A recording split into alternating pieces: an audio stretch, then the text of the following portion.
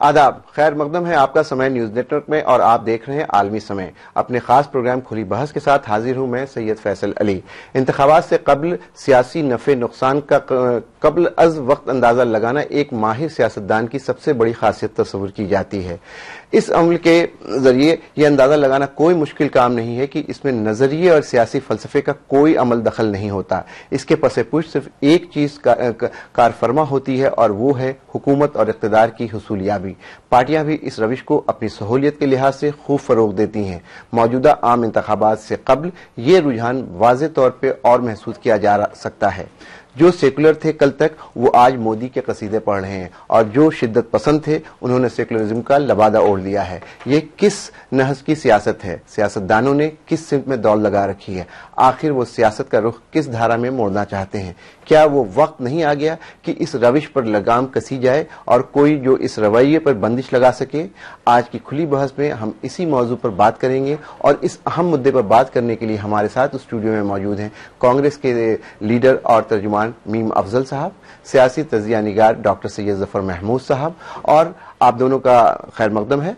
इसके अलावा दिल्ली से जुड़ रहे हैं बीजेपी लीडर विजय गोयल और पटना से बराह रास्त गुफ्तगू में शामिल हो रहे हैं जेडीयू के तर्जुमान प्रोफेसर असलम आजाद साहब। आप दोनों का भी खैर मकदम है। तो शुरू करते हैं खुली बहस।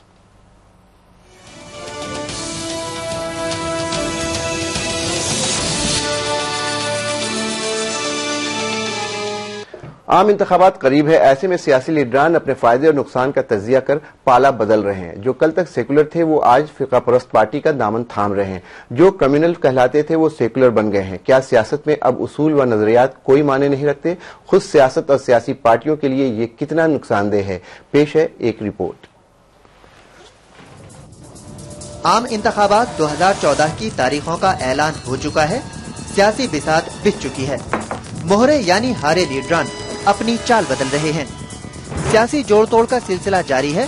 हालांकि पर्चे नामजदगी का अमल शुरू हो चुका है, लेकिन इसके बावजूद सियासतदानों का पार्टी बदलने का सिलसिला जारी है।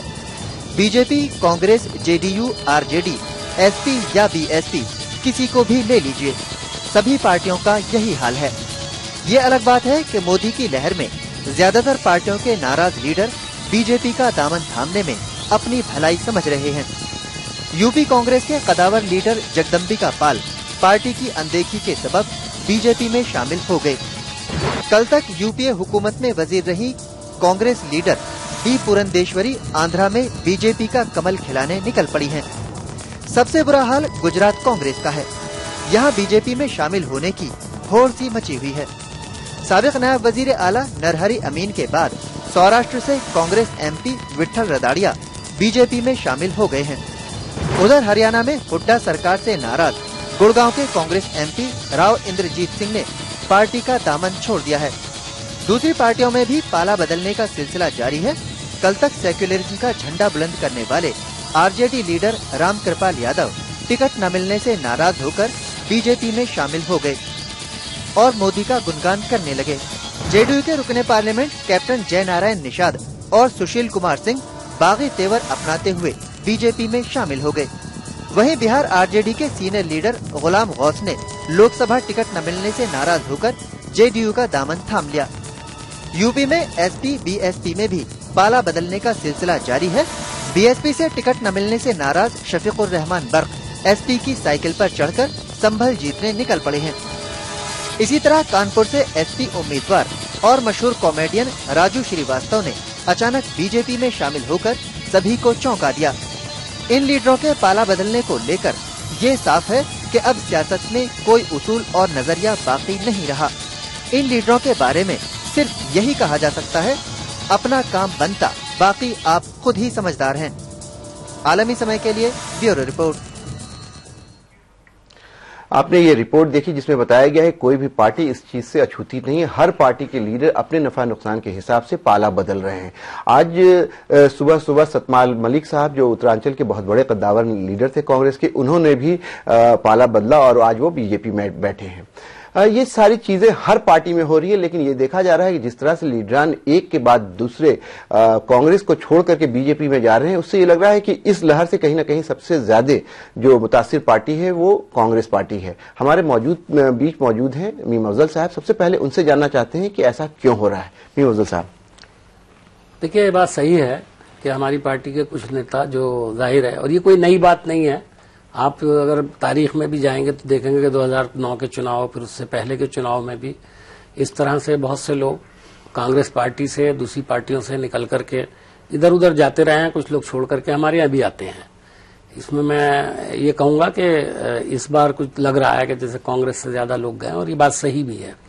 लेकिन अगर आप गौर से देखें तो जिन लोगों के आपने नाम लिए जो पार्टी छोड़ करके गए हैं, उन्होंने जो छोड़ा है उसकी बुनियादी वजह ये नहीं है कि उनको कोई आइडियोलॉजी बड़ी पसंद थी या कोई बहुत ही, वो शायद ये महसूस कर रहे थे कि उनको शायद उतना वेटेज पार्टी में शायद नहीं मिल रहा है जितना वो चाहते थे। अब ये जिस बड़ी पार्टी में वो काम करते हैं, कांग्रेस पार्टी एक समंदर है, और लेकिन बहुत तरह के लोग काम करते हैं। सतपाल महाराज आपके बड़े पुराने लीडर थे और काफी बड़ा नाम है उत्तराखंड के हवाले से। उन्होंने जिस तरह से, जिस जल्दबाजी में उन्होंने कल ऐलान किया और आज 12 बजते बजते वो भारतीय जनता पार्टी में शामिल हो गए। उनकी जो अहलियां हैं वो आपके यहाँ वजीर हैं, उस उत्तराखंड गवर्नमेंट में उन्होंने भी इस्तीफा दिया है, और ये माना जा रहा है कि अब आपकी सरकार भी इस वजह से खतरे में पड़ गई है। तो कांग्रेस इन चीजों को रोकने के लिए कोई इकदाम क्यों नहीं कर पाती? देखिए, सतपाल महाराज जो हैं बुनियादी तौर पे उस वक्त वजीर आला बनना चाहते थे, ये है असल बात जी।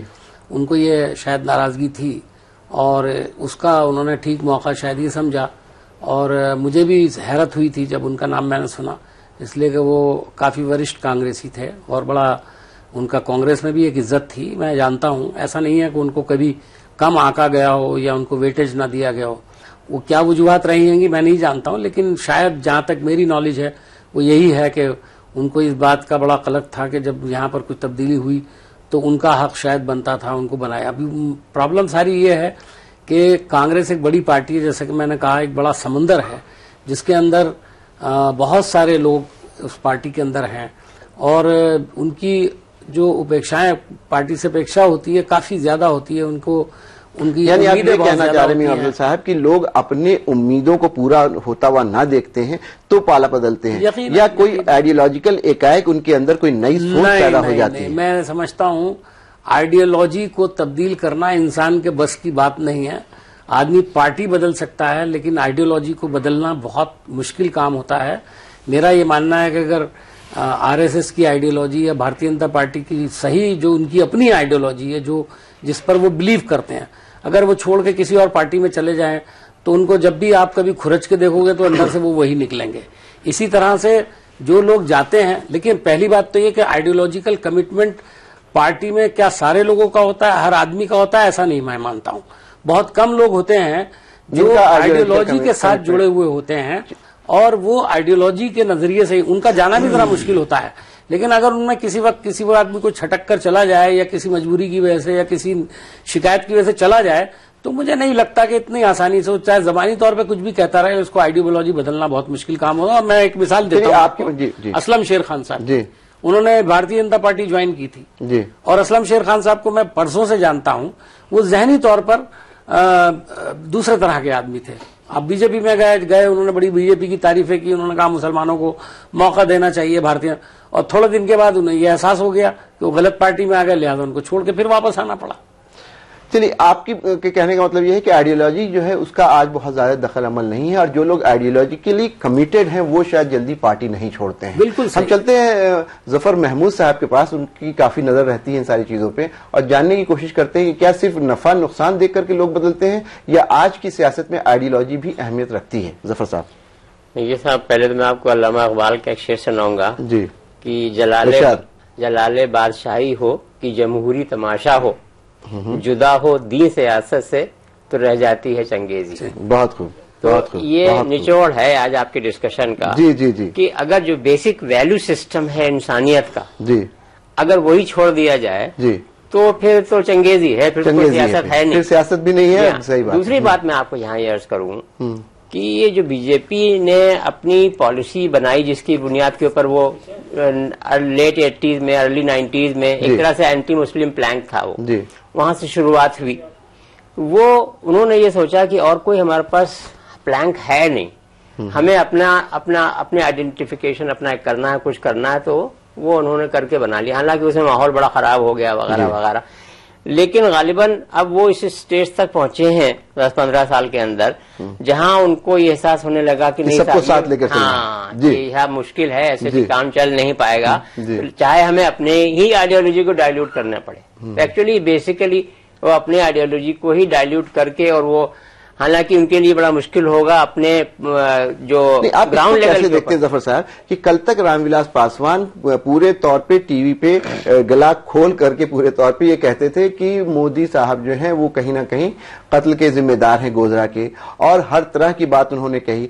आज मोदी साहब के साथ स्टेज पे खड़े हैं और उनको ये बता रहे हैं कि हिंदुस्तान का मुस्तकबिल उन्हीं के हाथों में है। तो इस तरह का जो स्टांस है वो कहीं ना कहीं लोगों को भी अटपटा सा लगता है। जी, इस सिलसिले में तो मैं आपको अर्ज करूं कि ये 2-4 दिन, 2-4 महीने या एक टर्म ऑफ पार्लियामेंट के लिए तो हो सकता है जी, लेकिन ये बात चलने वाली नहीं है। इसलिए कि जो इंसान का ज़मीर है ना, वो ऊपर वाले ने बनाया है, वो कोई इंसान का उसमें कोई दाखिल नहीं है। तो जो वोटर्स हैं, जो रैंक एंड फाइल है, उनकी समझ में पूरी बात आती रहती है, वो उसका रिफ्लेक्शन वोटिंग पैटर्न के ऊपर होता रहता है। आप देख रहे हैं पिछले 10-20 साल के अंदर किस तरह से चेंजेस हुए हैं। तो ऐसा नहीं है कि एक आदमी ने जो है स्पर ऑफ द मोमेंट के ऊपर देखा कि साहब मुझे 1 मिनट के अंदर, आधे दिन के अंदर। मैं आपके पास वापस आऊंगा कि इसकी वजह से क्या सियासतदान को नुकसान होता है, लेकिन हम चलते हैं सीधे पटना में हमारे साथ जुड़े हुए हैं असलम आजाद साहब, जो जेडीयू के तर्जुमान हैं। असलम आजाद साहब, मेरी आवाज आ रही है? असलम साहब, आपसे जानना चाहेंगे, कल तक आपके सबसे बड़े मुखालिफ जो लोग थे वो आज आपकी सफ में खड़े हैं, और जो लोग आपके साथ हमेशा जीने मरने की कसम खाते थे वो कहीं ना कहीं दूसरी जमात में खड़े हैं। ये जो रविश हो गई है, ये जो सिलसिला शुरू हो गया, इसको आप कैसे देखते हैं? देखिए, आज का सियासतदान बुनियादी तौर पर मफाद पसंद है, खुदगर्ज है, सेल्फ सेंटर्ड है। कहाँ की आइडियोलॉजी, कहाँ का उसूल, कहाँ का दस्तूर, वो सब कुछ नहीं। ये असलम आजाद सियासतदान बोल रहे हैं, ये असलम आजाद प्रोफेसर बोल रहे हैं। हिस्सेदारी चाहिए। नहीं, मैं सही बात बता रहा हूँ। जी, आपने देखा कि किस तरह सारी कदरें टूटी हैं, सारे उसूल खत्म हुए हैं जी। तो इससे ये तो अंदाजा यही होता है कि जी कहिए, चलो तुम उधर को हवा हो जिधर की। बहुत सारे लोग तो सिर्फ ये देख रहे हैं कि कहां से हम जीतेंगे, किस पार्टी से जीतेंगे और कैसे जीतेंगे। ये सही है कि नाराजगी ये भी रही है कुछ लोगों की कि उन्हें पार्लियामेंट का टिकट मिलना चाहिए था, अपनी पार्टी ने टिकट नहीं दिया तो किसी और पार्टी में चले गए।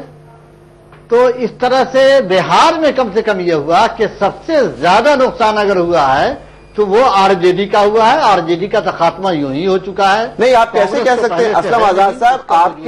आपके सीनियर लीडर एनके सिंह साहब ने भी आज आपको अलविदा कह दिया, बहुत देवेश ठाकुर ने आपको अलविदा कह दिया, परवीन अमानुल्लाह ने आपको अलविदा। कोई पार्टी भी असलम आजाद साहब इससे अछूतित नहीं है। नहीं जी कहिए। नहीं, आपने सही फरमाया। मैंने तो कबल ही कह दिया कि कोई सारी कदरें टूट गई हैं, कोई उसूल और कोई ज़ाब्ता नहीं रहा है, कोई आइडियोलॉजी नहीं रही है, सिर्फ मफाद परस्ती रह गई है, खुदगर्जी रह गई है। इख्तिदार चाहिए, कुर्सी चाहिए, और इख्तिदार में हिस्सेदारी चाहिए, बस यही है। नहीं, तो इसके लिए आप क्या समझते हैं कि आजकल जो सियासत हो गई है उसमें सिर्फ और सिर्फ मफाद परस्ती की सियासत है, कहीं कोई आइडियोलॉजी या लोगों की खिदमत का जो जज्बा पहले होता था वो बिल्कुल अब उसका कोई रोल नहीं है? देखिए, है ऐसे हैं कि मर जाएंगे लेकिन अपने उसूलों से, अपनी आइडियोलॉजी से वो अलग नहीं हो सकते हैं। लेकिन दिलचस्प बात यह है कि जो कम्युनिस्ट पार्टी में था वो जो है बीजेपी में चला गया, जो कांग्रेस का था, जो बहुत बड़ा सेकुलरिज्म का लंबरदार था, वो आज बीजेपी की कश्ती में सवार हो गया। तो ये बात समझ में नहीं आ रही है। मैं आपको याद दिलाऊं असलम आजाद साहब, पिछले हफ्ते इसी शो के में आप आरजेडी के उस वक्त के लीडर गुलाम गौस साहब मौजूद थे और आप लोगों को पूरी तरह से कोस रहे थे, बहुत बड़ी बड़ी बातें कर रहे थे कि जेडीयू ये और जेडीयू सांप्रदायिक है और फिरका परस्त है। और आज जब मैं दूसरे हफ्ते में आपसे बात कर रहा हूं तो वही गुलाम गौस साहब आपके उम्मीदवार हैं मधुबनी से। देखिए 6 वर्षों तक हमने काउंसिल में उनको झेला है और पूरे बिहार ने उनको झेला है। उनको भी चाहिए था टिकट, वो जहां से पार्लियामेंट का टिकट चाह रहे थे उनको टिकट नहीं मिला, वो नाराज हो गए। नतीजा है कि उन्होंने जो है आरजेडी को जो है, और ये देखा कि आरजेडी का कोई स्कोप भी नहीं है। नतीजा ये है कि वो हमारी पार्टी में आए और बहरहाल वो मुस्लिम लेकिन चलिए आपके पास फिर वापस आएंगे, लेकिन चलते हैं मीम अफजल साहब के पास। मीम अफजल साहब, आपने बातचीत सुनी असलम आजाद साहब की, इन्होंने बहुत साफ ये कहा कि खुदगर्जी की सियासत है। उसके बाद ये कह रहे हैं कि गुलाम गौस साहब जो काउंसिल के डिप्टी चेयरमैन थे कि उन्हें हम लोगों ने 6 साल तक झेला, लेकिन आज वो उनके साथ बैठे हैं। क्या कर रहे हैं आप लोग? तो गुलाम गौस साहब जो हैं पता नहीं वो उनको वेलकम कर रहे हैं या उन पर क्रिटिसिज्म कर रहे हैं। जाहिर है उनकी पार्टी में गए हैं तो उनको क्या बोलना चाहिए तो यही बेहतर जानते होंगे। हम तो यही कहेंगे गुलाम गौस साहब ने बहुत बड़ी गलती की है, उनको कांग्रेस में रहना चाहिए था। नहीं, वो कांग्रेस में नहीं थे, वो आरजेडी में थे, वो आरजेडी से जेडीयू में चले। अच्छा, गुलाम गौस साहब की बात कर रहे हैं। अच्छा, एक हमारे भी चले गए हैं जी। तो अब हालात ये हो गए हैं कि कौन किधर गया ये याद नहीं रहता है। सही बात है, बिल्कुल। तो मैं सिर्फ यही कहूंगा कि इसमें बात में वजन तो है असलम साहब की कि मफाद परस्ती तो बुनियादी तौर पर इसका खासा है। और खासतौर देखिए, अगर आदमी कभी पार्टी बदले, सोच समझ के बदले, आइडियोलॉजिकल कोई डिफरेंसेस हों बदले, तो उसका मौका इलेक्शन नहीं होता है।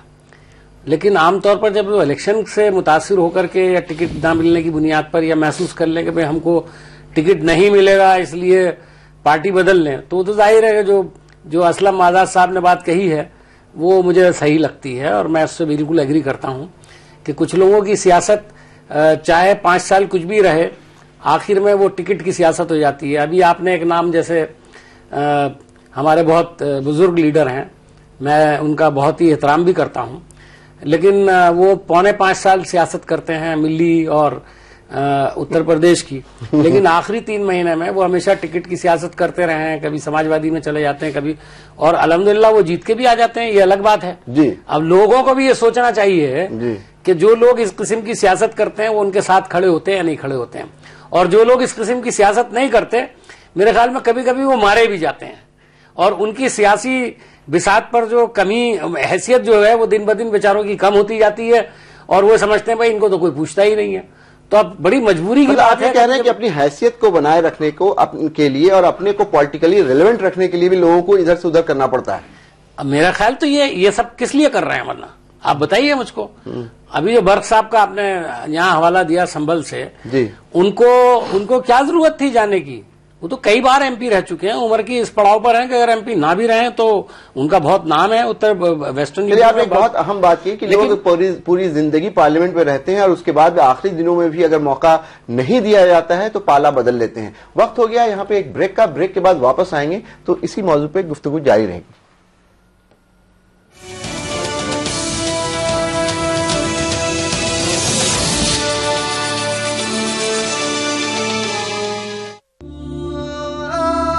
भारत की रगों में तोड़ते हैं, रास्तों को मंजिलों से जोड़ते हैं, देश की सुबह में स्वाद रखते हैं, पत्थरों में हाथों से जान भरते हैं। भारत के मजबूत हाथ हम सब हैं एक साथ, भारत के मजबूत हाथ बंजर ज़मीं पे फसल उगा दे, लोहे को औलाद हाथ पिघला दे, उंगलियों में कारीगरी की जादूगरी है, जिंदगी की गलियां हाथों ने रंगी है, भारत के मजबूत। इन हाथों को मिलेगी रोजगार और इलाज की सुरक्षा और एक चैन की जिंदगी। हर हाथ शक्ति, हर हाथ तरक्की। साल तो तुम मुझसे डोनेशन लेती थी, इस बार क्यों नहीं? वो आपने डांस क्लासेस बंद कर दी ना। अरे रिटायर हो गई तो क्या हुआ, रेगुलर इनकम तो अब भी आती है।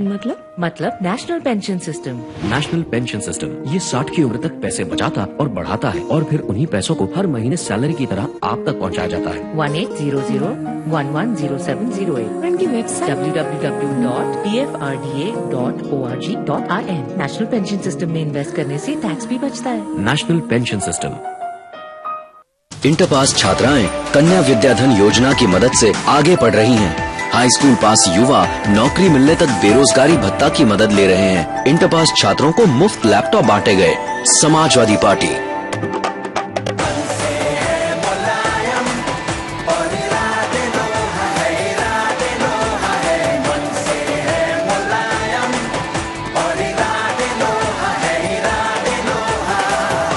समाजवादी पार्टी को वोट दें।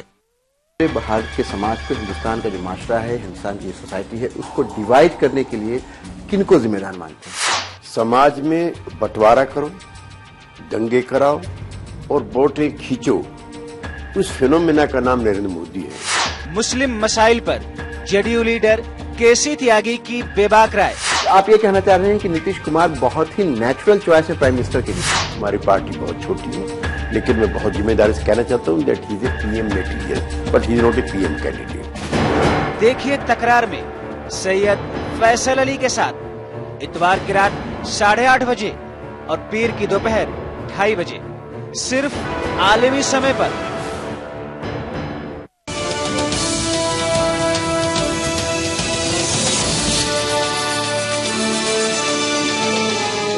ब्रेक के बाद आपका एक बार फिर खैर मकदम है। हम बातचीत कर रहे हैं कि क्या आज के जमाने में, आज की जो सियासती सूरत हाल है, उसमें पॉलिटिकल फिलॉसफी बिल्कुल इररिलेवेंट हो गई है? क्या वो कौन सी वजूहात हैं जिनकी वजह से लोग पाला बहुत तेजी से बदलते हैं? खास करके जब इंतखाबात करीब होते हैं तो लोग एक पार्टी से दूसरी पार्टी में चले जाते हैं। इस तेजी से जाते हैं कि खुद पार्टी वालों को पता नहीं होता है कि वो आज बंदा मेरे यहाँ है या किसी और पार्टी में चला गया है। लेकिन बातचीत की शुरुआत करने से पहले एक बार मैं फिर खैर मकदम करता हूँ मीम अफजल साहब का, जफर महमूद साहब का और प्रोफेसर असलम आजाद साहब का, जो हमारे साथ पटना से जुड़े हुए हैं। आम इंतखाबात से कबल लीडरान महज इंफरादी तौर पर ही अपनी सियासी वाबस्तगी नहीं तब्दील करते, बल्कि कुछ लीडरान तो पार्टी सतह पर भी इसका फैसला करने से ताखीर नहीं करते। एलजेपी, एमडीएमके, पीएमके, ये सारी पार्टियां इसी की मिसाल पेश कर रही हैं। इनके नजदीक नजरियाती उसूलों जवाबियत से ज्यादा इख्तिदार में दिलचस्पी होती है। इसके अलावा हाशिए पर खड़े लीडरान के लिए सियासी बका और वजूद बचाए रखने का मसला भी होता है। बज़ाहिर इसे वो अवामी सतह पर जाहिर नहीं करते, लेकिन ये पब्लिक है, सब जानती है। ये कोई अनजान चेहरा नहीं है, ये रामविलास पासवान है। 80 की दहाई का ये सोशलिस्ट चेहरा मंडल की सियासत से बिहार के सियासी उफक पर नमूदार हुआ। कभी हाजीपुर पार्लिमानी सीट के जरिए इन्होंने Guinness book of world records में अपना नाम दर्ज कराया था, लेकिन लालू यादव के आसिफ ने इन्हें मेन स्ट्रीम से ही गायब कर दिया। सियासी वजूद बचाए रखने के लिए इनके नजदीक कोई शजरे ममनुआ नहीं रहा। यही वजह है कि एनडीए के दौरे हुकूमत में इन्हें विजारत मिली, लेकिन गोधरा सान्हे के बाद इन्होंने हुकूमत से इस्तीफा दे दिया। यूपीए के दौरे इख्तिदार में इनकी कांग्रेस से नजदीकियां बढ़ती गईं, हालांकि इसका उन्हें कोई खातिर खास सियासी फायदा नहीं मिला, लेकिन दोस्ती जारी रही। मौजूदा इंतखाब के दौरान भी दोस्ती बरकरार रहने की पूरी उम्मीद की जा रही थी, लेकिन सीटों को लेकर तनाजा पैदा हो गया। कांग्रेस का रुख बदलता देख पासवान ने मुतबादिल रास्ता तलाश करने में देर नहीं की। बरसों तक नरेंद्र मोदी की तनकीद करने वाले पासवान के लिए गुजरात के वजीर आला में आज मुल्क की तमाम परेशानियों का हल दिखाई दे रहा है। आलमी समय के लिए ब्यूरो रिपोर्ट। हम दिखाने की कोशिश करते हैं किस तरह से लीडरान सारी चीजों को ताक पर रख करके अपने मफाद को सामने रख करके फैसला करते हैं, चाहे वो रामविलास पासवान हो, चाहे शफीकुर रहमान बर्क हो, चाहे कोई दूसरा इंसान हो, हर के सामने अपना मफाद सबसे पहले आता है। ब्रेक पे जाने से पहले मीम अफजल साहब ने एक बहुत अहम बात की कि अगर ऐसा लोग करते हैं तो जिम्मेदारी कहीं ना कहीं वोटर्स की हो जाती है, आम हिंदुस्तानियों की हो जाती है कि ऐसे लोगों की पहचान करें और उन्हें सबक सिखाएं। इसी बात को लेकर के चलते हैं हम जफर महमूद साहब के पास और जानने की कोशिश करते हैं कि इन सारी चीजों के बावजूद वो कौन सी चीजें होती हैं, इन लोगों में वैसा कौन सा जादू है कि फिर उनको वोट मिलता है और वो फिर कामयाब होते हैं। जफर महमूद साहब। अब देखिए, वोट तो आमतौर से पॉलिटिकल पार्टी को मिलता है और या पर्सनल इन्फ्लुएंस अगर किसी कॉन्स्टिट्यूएंसी में है तो उसकी बुनियाद के ऊपर वोट दिया जाता है। अगर तो इसका मतलब आप ये कह रहे हैं कि जिस तरह से लोगों का जो लीडरान है उनका अपना कोई आइडियोलॉजिकल कमिटमेंट नहीं होता है, उसी तरह से जो आवाम है उनको भी कोई आइडियोलॉजी से बहुत ज्यादा मतलब नहीं है, वो अपने क़यादत की तरफ देखते हैं कि कायद कौन है, रहनुमा कौन है और उसको वोट देते हैं। यूजुअली उनका ये होता है कि भाई किसके साथ कमिटमेंट उनका चला आ रहा है, एक इक्वेशन बनी रहती है वहां के लोगों की। या तो क्या ये जमहूरियत के लिए एक अच्छी चीज है? नहीं, बिल्कुल आप सही फरमा रहे हैं, अच्छी चीज नहीं है वो, लेकिन ये कि एक सिस्टम तो बन करके रहना है ना, एक लोगों का जहन साजी तो एक बन करके, और कोई छोटा मोटा मुल्क नहीं है, 2-4 कॉन्स्टिट्यूएंसी नहीं है ना, 542 कॉन्स्टिट्यूएंसीज का मामला है। तो उसके अलावा ये कि ये जो हम आज डिस्कशन कर रहे हैं ये सारा 1 या 2% या 3% कैंडिडेट्स को ही कवर करता है। बाकी 97% कैंडिडेट्स तो इससे अफेक्टेड नहीं है। तो आपने बहुत अहम सवाल उठाया जफर महमूद साहब कि इस तरह के जो लोग हैं उनकी तादाद बहुत ज्यादा नहीं है, ऊपर के ही 10-15-20 लोग होते हैं जो इस तरह की चीजें करते हैं, लेकिन कहीं ना कहीं सियासत को रुख देने में इनका बड़ा अहम रोल होता है। अगर हम बात करें रामविलास पासवान की, तो उस बीजेपी पार्टी में गए जब उनके जाने से पहले उनको एलाइज नहीं मिल पा रहे थे। जब पासवान उनकी तरफ गए तो एक के बाद दूसरा कई छोटी बड़ी पार्टियां बीजेपी के साथ जुड़ी, यानी कि रामविलास पासवान ने न सिर्फ कि बीजेपी को एक रास्ता दिखाया, दूसरे लोगों को बीजेपी में आने का रास्ता दिखाया। देखिए, इस मामले में हमें बहुत यानी कि इनोसेंट होने की जरूरत नहीं है।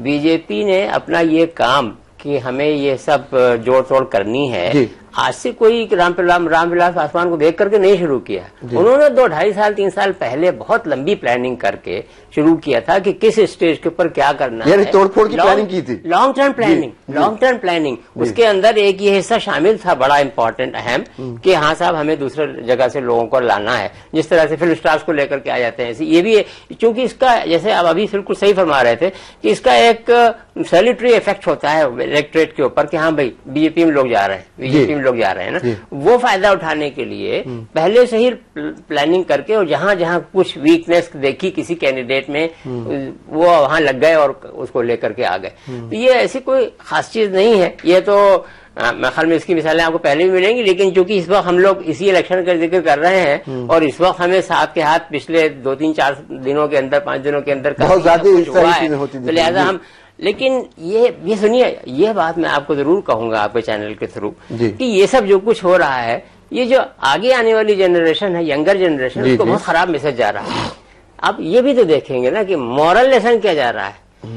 जो पूरी यंग यूथ जनरेशन जो कि अब आ रही है उसको ये बहुत गलत सबक मिल रहा है, बड़े खराब प्रेसिडेंट्स मिल रहे हैं कि साहब अगर पावर हासिल करनी है तो उसके लिए हम कुछ भी करने को तैयार हैं, अपने आइडियोलॉजी को भी खत्म करने को तैयार हैं, बेसिक मॉरल वैल्यूज को भी हम खत्म करने को तैयार हैं। ये बात तो बड़े अफसोस। आपने बहुत अहम बात की है कि क्या मॉरल लेसन जा रहा है नई जनरेशन को लेकर के। लोगों को याद होगा कि अभी जब दिल्ली का इलेक्शन हुआ तो ये माना गया कि बहुत बड़ी तादाद में जो नए वोटर्स हैं, जो पहले बार के वोटर्स हैं, 18 साल से कम उम्र के लोग, उन लोगों ने सरकार को गिराने और नई सरकार को लाने में अहम रोल अदा किया। उसी तरह से हिंदुस्तान में जब इलेक्शन हो रहा है तो इस तरह के वोटर्स की तादाद बहुत ज्यादा है। मैं मीम अफजल साहब से जाना चाहूंगा कि मीम अफजल साहब इस तरह के जो सियासतदान हैं जो रातों रात पार्टियां बदलते हैं, वो नई जनरेशन को, वो वोटर जो पहली बार वोट डालने को निकल रहा है, उसको किस तरह का मैसेज देते हैं? क्या मॉरलिटी का और वैल्यू सिस्टम का जिसकी बात जफर महमूद साहब कर रहे हैं, उसका पॉलिटिक्स में कोई अब जगह नहीं रह गई है? देखिए, ये पॉलिटिक्स में मॉरलिटी की जगह है और मैं ये नहीं मानता हूं कि सियासत में सब लोग खराब हैं, जैसा कि आजकल माहौल बना हुआ है कि हर आदमी बस एक सिरे से पॉलिटिशियन को गाली देने पर आमादा है। सियासतदान से खराब कोई दुनिया में चीज नहीं है। सिस्टम पूरा एज ए होल खराब है। ये हकीकत है कि सियासत उसके अंदर जरा ज्यादा अहम रोल अदा करती है, इसलिए उन पर ज्यादा मार भी पड़ती है। और मैं समझता हूँ जो मार पड़ती है वो जरूरी है, पड़ेगी ही, इसलिए कि आप क़यादत करते हैं और बाकी नीचे सिस्टम आपके काम करता है तो उसमें भी खराबियां होती हैं। लेकिन एज ए होल मैं समझता हूँ कि सियासत में हमेशा अच्छे लोग रहे हैं और अच्छे लोग आइंदा भी रहेंगे। उन पर नजर रखने की जरूरत होती है। आप अगर खुद भी जरा सी देर तजिया करेंगे तो आपको सियासत में हर पार्टी के अंदर कुछ लोग ऐसे नजर आएंगे जिनके बारे में आपकी एक ही राय होगी कि नहीं वो अच्छे हैं।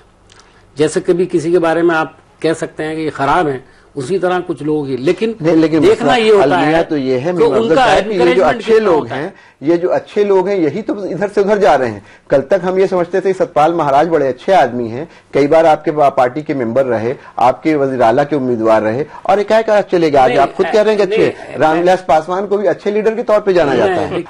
अब मीर अफजल साहब आप कह रहे थे कि नहीं अच्छे लोग हर पार्टी में होते हैं, लेकिन जो हम नजर दौड़ाते हैं तो अच्छे बुरे की जो फर्क है वो खत्म हो चुका है।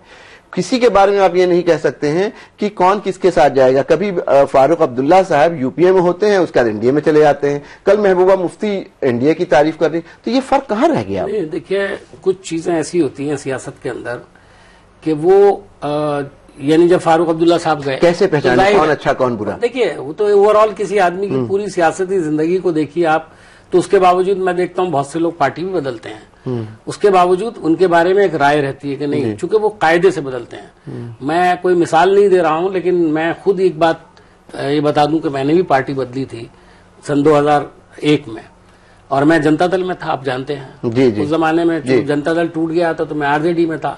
आपको सुन के हैरत होगी कि मैं लालू यादव के साथ था, और मैं लालू यादव के साथ के पास जाकर के मैंने कहा कि लालू जी मुझको आप इजाजत दें, मैं कांग्रेस ज्वाइन करना चाहता हूं। ये शायद आपको शायद अटपटी बात लगे, तो उन्होंने कहा कि अफजल भाई आपको मुझसे कोई शिकायत है? मैंने कहा नहीं, मुझे कोई शिकायत नहीं है, लेकिन आपकी पार्टी में मेरा कोई उपयोग नहीं है, यानी मेरा कोई इस्तेमाल नहीं है, मैं इस पार्टी में कुछ कर नहीं पा रहा हूं, इसलिए कि मैं बिहार का रहने वाला नहीं हूं और आपकी पार्टी बिहार तक महदूद है।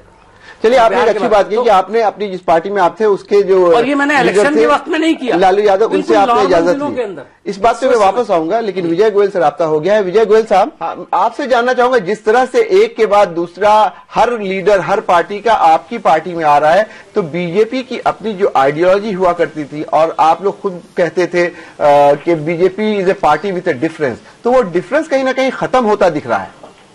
नहीं, मुझे नहीं लगता इसमें कोई खत्म होने वाली बात है। सबसे बड़ी बात, हमने कभी भी ये नहीं कहा है कि कोई हमारी दूसरा पार्टी में नहीं आ सकता, किंतु हमने जरूर ये कहा है कि जिसको भी हमारी पार्टी की आइडियोलॉजी ठीक लगती है, विचारधारा ठीक लगती है, नियम कानून संविधान ठीक लगता है, वे हमारी पार्टी के अंदर आ सकता है जी।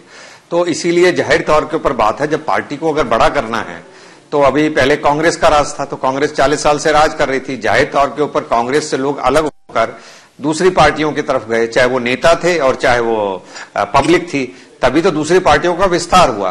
तो इसीलिए ये होता है कि पार्टियों के अंदर अगर कोई अच्छे लोग आ रहे हों और तो उसमें आते हैं।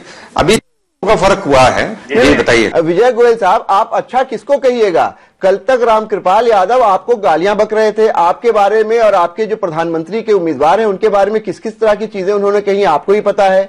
रामविलास पासवान मोदी जी के बारे में क्या राय रखते थे आपको पता है। आज आप कह रहे हैं कि कुछ अच्छे लोग आ रहे हैं, तो इनको अब आपको अच्छे लगने लगे। दो बातें बड़ी तय। एक तो होता है कि जब आदमी विचारधारा के को देखकर, आइडियोलॉजी को देखकर आए, कायदे नियम कानून संविधान को देखकर आए, और दूसरा यह है जिस समय नजदीक में चुनाव हो उस तरफ लोग ज्वाइन करते हैं। पहली बात तो मैं आपके प्रश्न का उत्तर दे देता हूं, जाहिर तौर पर जब तक वो दूसरी पार्टी के अंदर है तो वो चाहते हुए भी किसी तरह से भी हमारी प्रशंसा नहीं कर सकता है जी, क्योंकि तब वो उस विचारधारा और उस पार्टी के अनुशासन में बंधा हुआ है।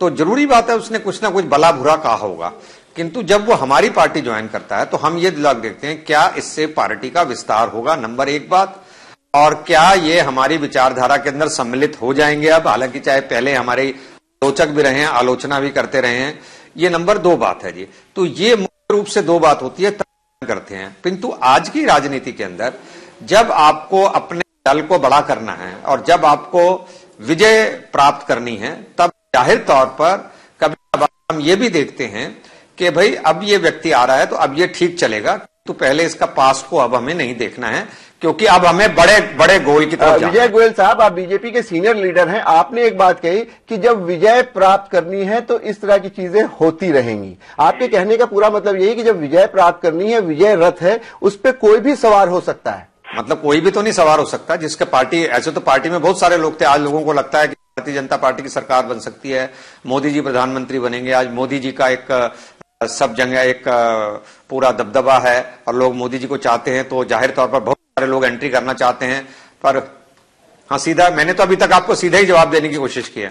चलिए, आपसे एक सीधा सवाल कर रहा हूं विजय गोयल साहब सिर्फ एक स्पष्ट सवाल का जवाब दीजिए कि ठीक है, लोग शामिल हो सकते हैं, हो सकता है कि कभी किसी को एकाएक ये लगने लगे कि बीजेपी की आइडियोलॉजी बहुत अच्छी है, किसी को लगने लगे कि बीजेपी की आइडियोलॉजी खराब है, वो पार्टी बदल सकता है। लेकिन क्या ऐसे लोगों को जो चुनाव के 10 दिन 5 दिन या महीने भर पहले, दो बात समझिए, पहली कोशिश तो आप कह रहे हैं वो बिल्कुल ठीक कह रहे हैं। पहली कोशिश तो हमारी यही है कि भाई अपनी ही पार्टी और संगठन से जो पहले पूर्व के अंदर काफी लोग काम करते रहे हैं, उन्हीं में से कोई कार्यकर्ता मिले। पर कई बार आदमी को ऐसा लगता है कि अपने उस सीट का कैरेक्टर, उस सीट की चरित्र ऐसा है जिसके अंदर पिछले बहुत सालों से पार्टी जीत नहीं पा रही है। एक आदमी पार्टी में ऐसा शामिल होता है जो अब पार्टी की विचारधारा से जुड़ना चाहता है और उससे हम पार्टी उस सीट को जीत भी सकती है, तो जाहिर तौर पर फिर उस तरफ भी हम उसका वजन देते हैं। चलिए, हमारे साथ स्टूडियो में मीम अफजल साहब हैं, उनके पास चलते हैं। मीम अफजल साहब, विजय गोयल साहब को आपने सुना, वो ये कह रहे हैं कि कोई आदमी अगर अपनी पार्टी की आइडियोलॉजी को छोड़ करके बीजेपी की आइडियोलॉजी या जिस पार्टी में वो जाना चाहता है उसकी आइडियोलॉजी को अडॉप्ट करता है तो ऐसे लोगों को लेने में कोई एतराज नहीं। क्या आपको लगता है कि ये बात सही है कि लोग ये बिल्कुल गलत है और विजय गोयल साहब अच्छी तरह से जानते हैं। मैं जानता हूं उनको कि वो भारतीय जनता पार्टी में एक आइडियोलॉजी के साथ रहने वाले आदमी हैं, आज के नहीं है, शायद सारी जिंदगी जब से सियासत उन्होंने की है वो उस आइडियोलॉजी के साथ हैं। और आज किसी मजबूरी की बिना पर अगर किसी वजह से नाराज होकर पार्टी छोड़ के किसी और पार्टी में शामिल हो जाए तो मैं नहीं समझता कि विजय गोयल साहब अपनी आइडियोलॉजी को छोड़ देंगे या बिल्कुल बदल जाएंगे उस वक्त तक जबकि वाकई ही वो किसी वजह से अपनी आइडियोलॉजी से पूरी तरह तक नाराज ना हो जाए या उसके खिलाफ ना हो जाए, उसकी वजूहात बहुत सॉलिड हो। तो ऐसा तो कोई चीज नजर नहीं आ रही। आज इलेक्शन के वक्त में मैंने आपको बस बहुत मुख्तसर कहा, कुछ लोग 5 साल तक 4.5 साल तक पॉलिटिक्स करते हैं और 4.25 साल तक अपनी पॉलिटिक्स करते हैं, देश के लिए करते हैं, पार्टी के लिए करते हैं, लेकिन आखिर के 3 महीनों में वो अपनी टिकट की पॉलिटिक्स और मफाद परस्ती की पॉलिटिक्स करते हैं। और ये जो इलेक्शन के जमाने में कोई भी हो, किधर भी जाए, मेरा ये मानना है कि वो टोटली मफाद परस्ती की पॉलिटिक्स होती है। और जिन पार्टियों में वो जाते हैं वो लोग मजबूरी में जरूर ले लें लेकिन वो उनसे मुतमईन नहीं होते और उनको पर कभी भरोसा नहीं करते। चलते हैं हम असलम आजाद साहब के पास जो जनता दल यू के तर्जुमान हैं।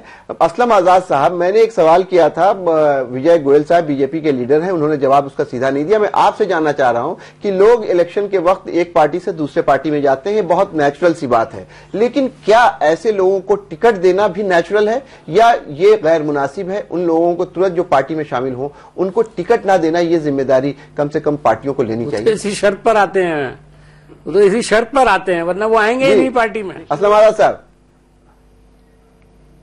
देखिए, बुनियादी तौर पे कोई पार्टी अगर बनाई जाती है तो किसी आइडियोलॉजी की बुनियाद पे या उसका अपना कोई सिद्धांत होता है, उसूल होता है, उसी की बुनियाद पे। लेकिन मैंने पहले भी कहा कि कोई आइडियोलॉजी नहीं, कोई उसूल नहीं, कोई ज़ाब्ता नहीं, बिल्कुल मफाद और गरज की बुनियाद पे आज की सियासत जो है घूम रही है। अभी इसी सिलसिले की एक बात मैं कहना चाहूंगा।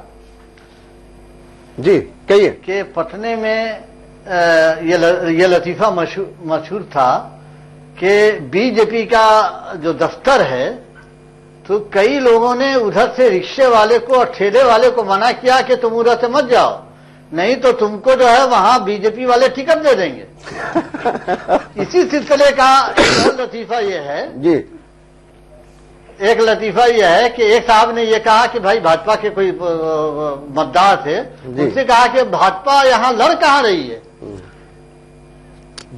10 टिकट तो आपने कुशवाहा की पार्टी को दे दी, 7 जो है आपने जो है पासवान जी को दे दिया, पासवान को दे दी जी, और आपने जो है 15 टिकट जो है दूसरी पार्टियों से, आरजेडी और दूसरी कांग्रेस से आने वालों को दे दी। तो आप लड़ कहां रहे हैं? तो इसलिए हम समझते हैं कि यहाँ कोई आइडियोलॉजी और कोई जमीर की बात नहीं है। पहले ही मैंने अर्ज किया है कि सिर्फ मैंने आपसे सवाल ये किया है, मीम अफजल साहब का ये कहना है, असलम आजाद साहब एक मिनट, मीम अफजल साहब का ये कहना है कि लोग आते ही एक पार्टी से दूसरी पार्टी में है जब उनको टिकट का वादा किया जाता है। क्या पार्टी की ये जिम्मेदारी नहीं होती है अखलाकी कि ऐसे लोगों को कम से कम इंतखाबात के वक्त पे टिकट ना दें? देखिए, ऐसा है कि शुरू से आप देखेंगे कि जब इलेक्शन का जमाना आता है तो पार्टी लोग बदलते हैं और दूसरी पार्टी में जाते हैं, लेकिन इस बार सारे रिकॉर्ड को लोगों ने तोड़ दिया है। और हर पार्टी ये चाहती है कि फला उम्मीदवार फला जगह से अगर हमारी पार्टी से लड़ता है तो उसके जीतने के इम्कान ज्यादा है, इसलिए वो टिकट उसको दे देते हैं। नतीजा यह है कि भाजपा से जो लोग टूट करके गए वो जो है आरजेडी में चले आए, या फिर जो है आरजेडी से आए वो जेडीयू में चले आए, यहां तक कि कांग्रेस से जो है लोजपा में चले गए। इसलिए सिर्फ मफाद के पेश नजर कपड़े की तरह आज जो है लोग अपनी वफादारी बदल रहे हैं, पार्टी बदल रहे हैं। और आपने एक बहुत अहम बात कही है असलम आजाद साहब, लोग कपड़े की तरह वफादारी बदल रहे हैं, मफाद परस्ती ज्यादा हावी हो गई है और कोई आइडियोलॉजी नहीं है। एक बात और बहुत अहम कही विजय गोयल साहब ने कि विजय रथ है और जो लोग विजय होते हुए दिख रहे हैं, जीते हुए दिख रहे हैं और जिनको जीतना होता है वो सबको साथ लेकर के चलते हैं। वक्त हो गया है यहाँ पे एक ब्रेक का, ब्रेक के बाद वापस आएंगे तो गुफ्तगू जारी रहेगी।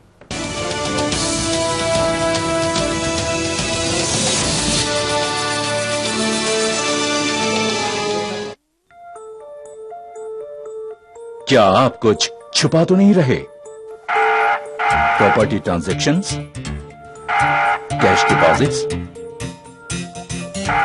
बिग परचेजेस,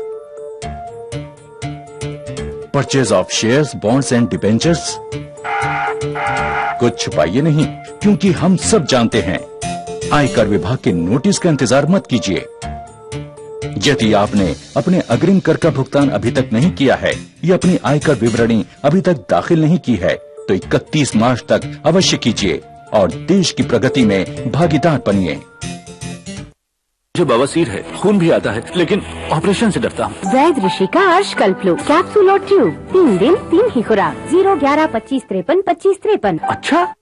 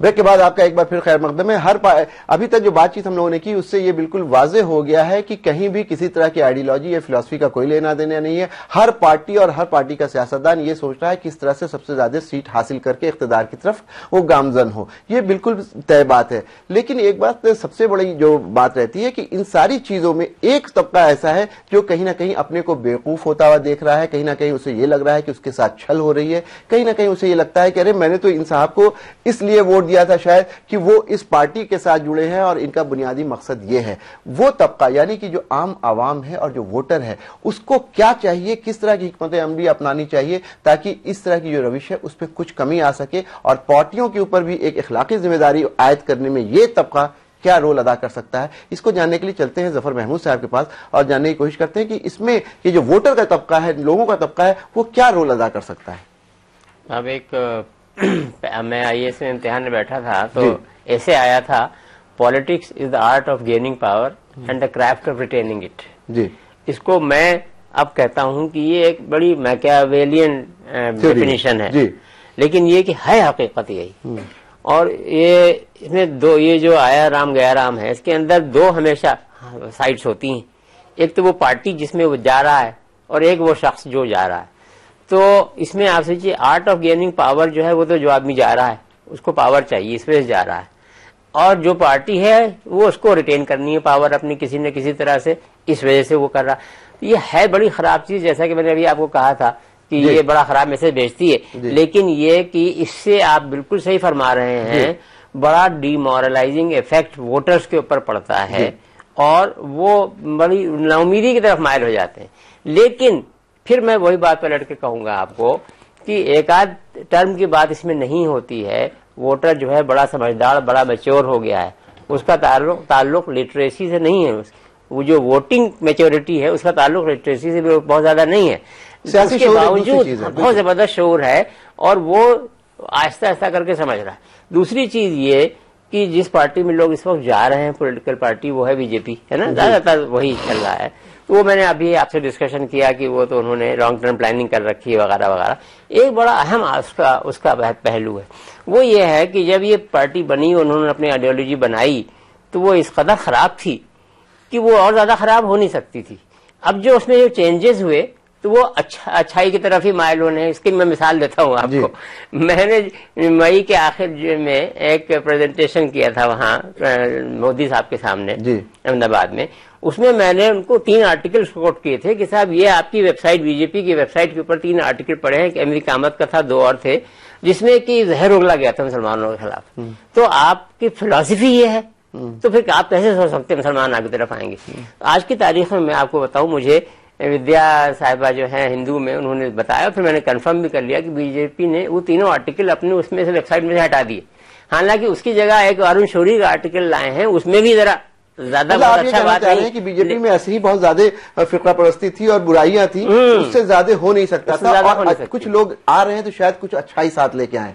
विजय गोयल हमारे साथ हैं। विजय गोयल से जानना चाहेंगे, गोयल साहब, जफर महमूद साहब यहाँ पे मौजूद हैं। वो ये कह रहे हैं कि बीजेपी में इतनी ज्यादा जहर मुसलमानों को लेकर के पहले से था और इतनी बुराइयां थी कि उससे ज्यादा कुछ नहीं हो सकता था। अच्छी बात है कि कुछ लोग उसमें दूसरी पार्टियों से जा रहे हैं, तो वो कुछ अच्छाई लेके बीजेपी में जाएंगे और बीजेपी कुछ सुधर जाएगी, बीजेपी में कुछ अच्छाई अंदर आएगी। देखिए, जफर साहब इस बात को क्यों कह रहे हैं मेरे को नहीं मालूम है, किंतु उनसे पूछिए, ये जो फिरका परस्ती का आरोप लगाते हैं, इनको कभी कांग्रेस फिरका परस्त नजर नहीं आई जिसने देश के 2 टुकड़े कर दिए थे इसी बात के ऊपर? मैंने तो कभी आलोचना करते हुए नहीं सुना कि देश के टुकड़े तुमने धर्म के आधार पर कैसे करने दिए थे उस समय कांग्रेस ने। जितने दंगे हुए उस समय इनको कांग्रेस की कभी याद नहीं आई। इनको नहीं मालूम है विजय गोयल चांदनी चौक से 2-2 बार चुनाव जीत के और बड़ी संख्या के अंदर मुस्लिम्स लोग रहते हैं। इनसे कहिए, जाकर मुस्लिम से पूछिए 47 से लेकर आज तक सबसे ज्यादा काम अगर मुस्लिम समाज के लिए किसी ने किए तो वो भारतीय जनता पार्टी के विजय गोयल ने किए या दूसरे एमपी से किए। जाके एक बार सर्वे कर ले वहां पर जाकर। इसलिए इनके कह देने से नहीं है जाके, ठीक है, हम कई बार अपीजमेंट के बारे में जरूर बोलते हैं, पर इसका मतलब ये नहीं है कि आप हमें कह देंगे लखनऊ से अटल बिहारी वाजपेयी जीतते थे और चांदनी चौक से विजय गोयल जीतता था। यह बात खुद अटल बिहारी वाजपेयी कहा करते थे, फिर भी आप हमें फिरका परस्त करे जा रहे हैं। क्यों, हमारे यहाँ क्या मुस्लिम कारीगर काम नहीं करने आते क्या हम शाहरुख खान और दूसरे खानों की फिल्में नहीं देखते? जफर साहब का क्या है, जफर साहब को तो क्योंकि खुद मुस्लिम है इसलिए कुछ भी हमको कुछ भी कह सकते हैं। इनको लेकिन तो आप इस वक्त भी जो बदली हुई वेबसाइट है बीजेपी की, उसको भी उठा करके देख लें, उसके अंदर भी फिलॉसफी बीजेपी को बयान करने के लिए अरुण शौरी साहब का आर्टिकल है कि यही हमारी फिलॉसफी बीजेपी कहती है।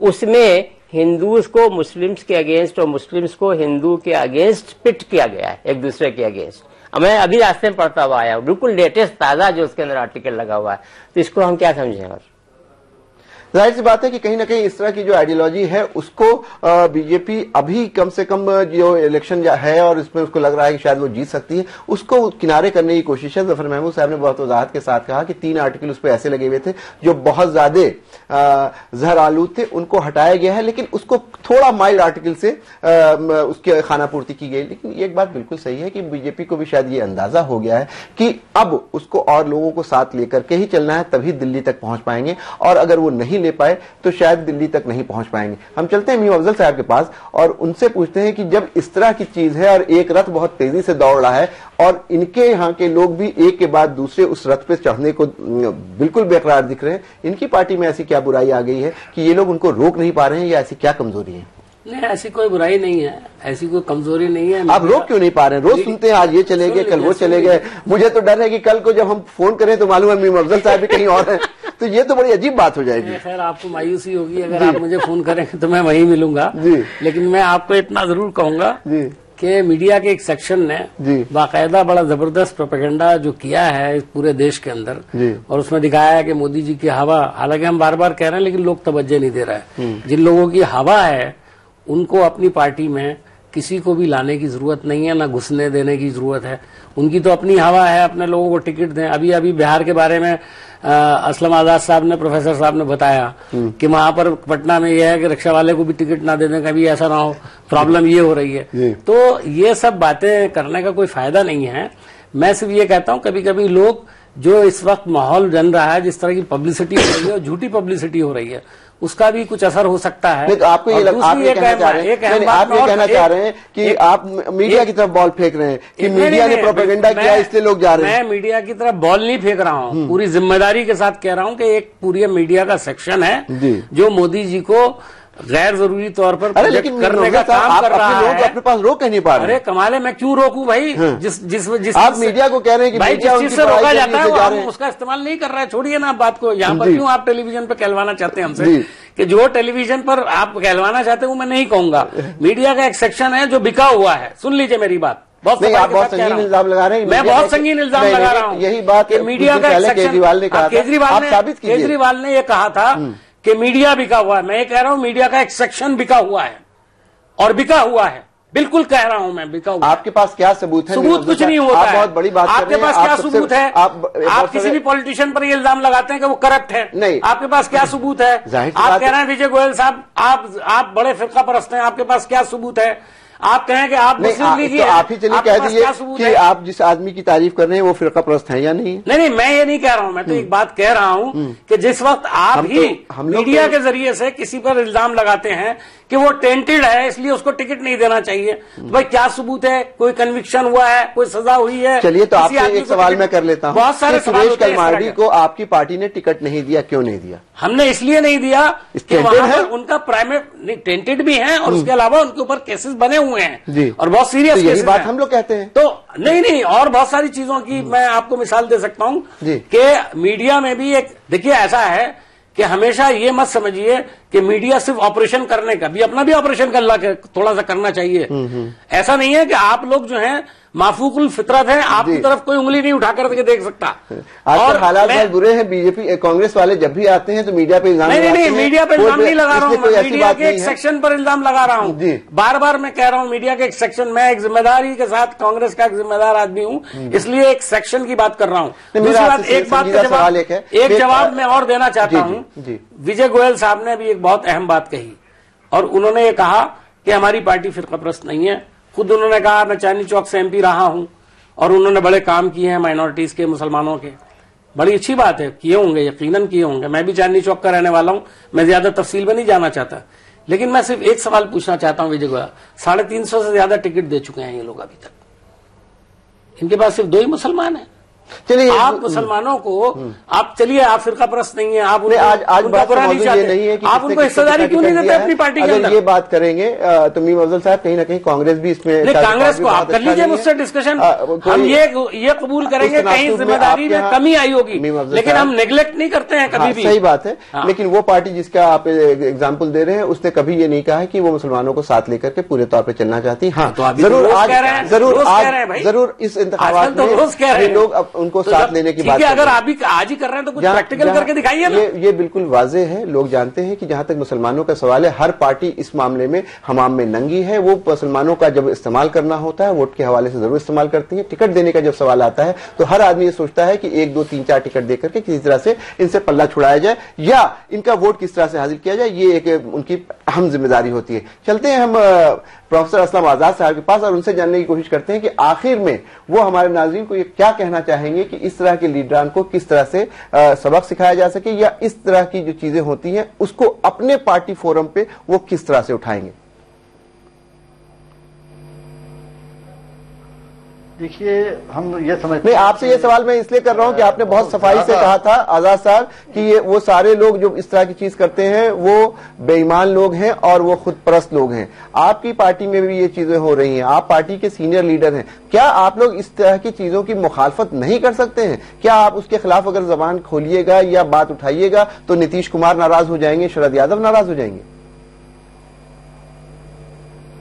नहीं, नीतीश कुमार नाराज हो जाएंगे या शरद यादव नाखुश हो जाएंगे, ये बात नहीं है।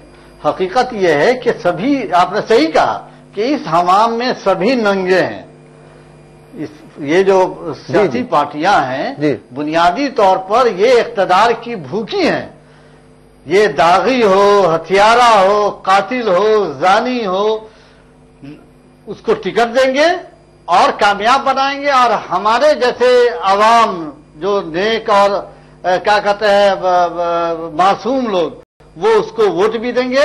इसलिए कि वोट देता है अगर कोई, तो आज देगा तो नीतीश कुमार के नाम पर या लालू यादव के नाम पर या फिर बीजेपी के किसी चेहरे के नाम पर। उसमें आपके मैसेज देने से बहुत कुछ नहीं होगा। हम समझते हैं कि जिस तरह ये चल रहा है उसमें बहुत ज्यादा हमारे चाहने के बावजूद उसमें तब्दीली नहीं आ सकती। जफर महमूद साहब, असलम आजाद साहब बहुत सफाई से कह रहे हैं कि हमारे चाहने से इसमें कोई तब्दीली नहीं आ सकती। आपसे मुख्तसरन जानना चाहेंगे तब्दीली कैसी लाएंगे? तब्दीली तो वोटर्स ही लाएंगे। तब्दीली वोटर्स लाएंगे। मीम अफजल साहब ये कह रहे हैं तब्दीली वोटर्स लाएंगे, लेकिन मुझे ये लगता है कि तब्दीली लाने के लिए सबसे पहले कहीं ना कहीं पार्टी लेवल पे इसके लिए बेदारी होनी चाहिए और एक विल होना चाहिए। मैं आपसे पूरी तरह मुत्तफिक हूँ कि एक तरफ जहां इसमें आवाम का रोल है वहां सियासी पार्टियों का भी रोल है, और अगर सियासी पार्टियां ये महसूस करें कि जो वक्त पर वो अपने मफाद को छोड़ करके ये देखें कि मुल्क की सियासत को ठीक करना है, तो उनको अपनी इस हिकमत अमली पर गौर करना चाहिए कि इलेक्शन के मौके पर वो एनकरेज ना करें दलबदली को। नाज़रीन, अभी आप एक गर्मा-गर्म, और अगर दलबदली हो जाए तो फिर आवाम अपना रोल अदा करें।